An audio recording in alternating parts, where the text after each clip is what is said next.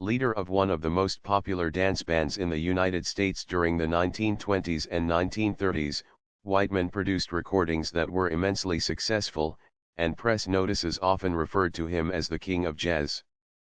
Using a large ensemble and exploring many styles of music, Whiteman is perhaps best known for his blending of symphonic music and jazz, as typified by his 1924 commissioning and debut of George Gershwin's jazz-influenced Rhapsody in Blue.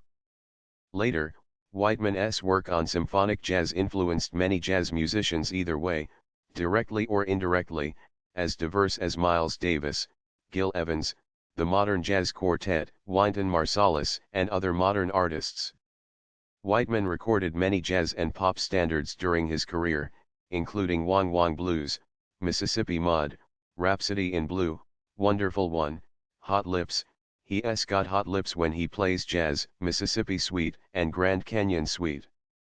His popularity faded in the swing music era of the middle 1930s, and by the 1940s Whiteman was semi-retired from music.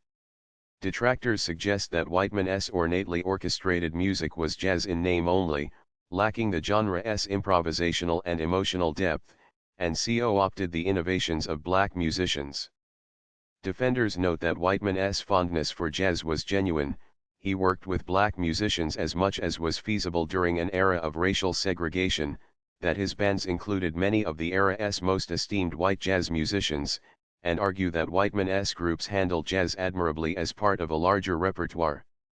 In his autobiography, Duke Ellington declared, "Paul Whiteman was known as the King of Jazz, and no one as yet has come near carrying that title with more certainty and dignity."